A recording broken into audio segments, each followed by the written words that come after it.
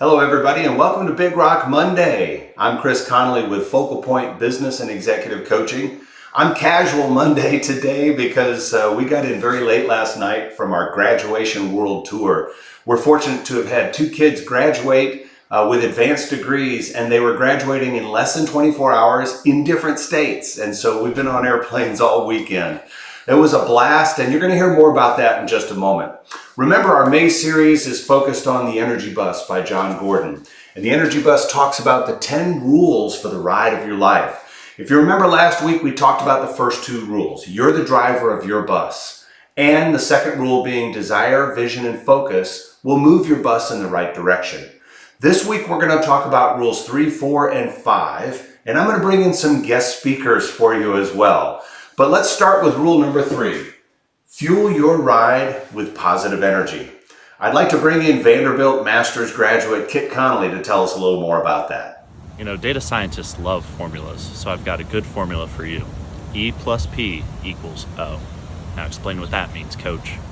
Thank you, Kit. That's fantastic. And congratulations on your degree. E plus P equals O stands for the events around us plus our perception of them is what shapes our outcome. The P could also be the positive energy we put into that perception as well.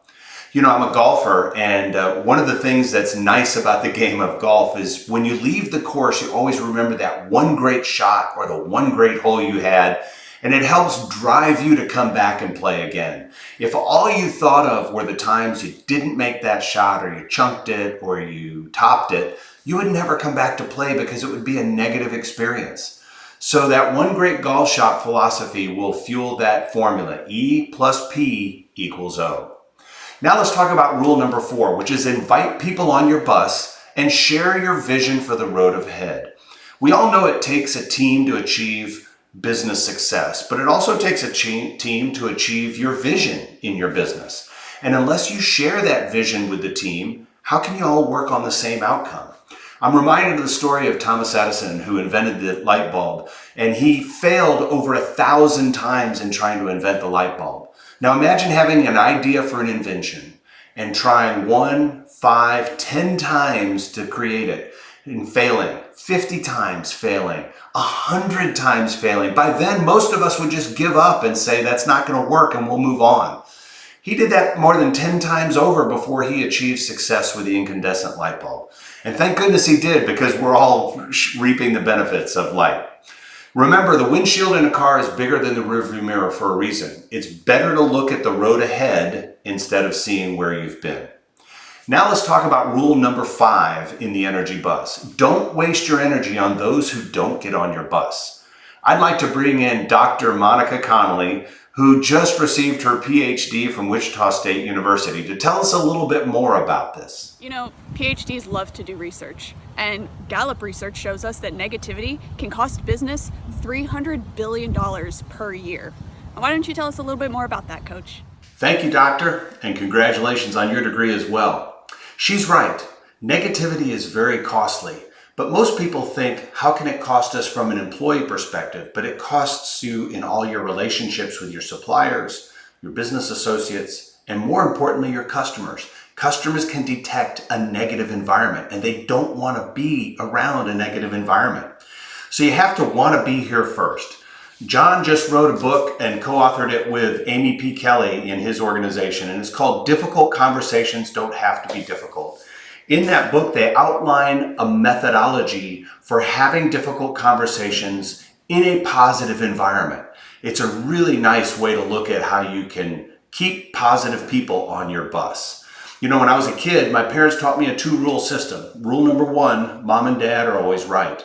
Rule number 2, if mom and dad are ever wrong, refer to rule number 1. And so always remember that if you enforce positivity on your team, it's going to help them see your vision for the road ahead. So just to recap, we've looked at 3 rules today. Fuel your ride with positive energy. E plus P equals O. Invite people on your bus and share your vision for the road ahead. And you have to keep that vision in mind no matter how many failures you have. And number 5, don't waste your energy on people who don't want to get on your bus. Right? You have to want to be here first. Otherwise, it'll cost your business dearly. So our call to action this week is short. It's just two things. Last week we started telling you start talking to yourself instead of listening to yourself. I'd like you to continue that this week. Put an entire week of talking to yourself. Tell yourself what you want, what you need, what your visions are for life, career, family. Talk to yourself about what's happening in your business world and how you can improve that. And then the second call to action is start with positive people. When you want to create a good lawn at home, you don't go and look for where the weeds might pop up. You feed the grass, you feed the positivity, and the grass will take care of the weeds in that environment. The same thing happens in business. Feed the positive dog more often, if you know that story, and you will weed out the negative energy in your environment. So hey, have a great week. Happy Monday, everybody, and we'll talk to you next week with rules 6, 7, and 8.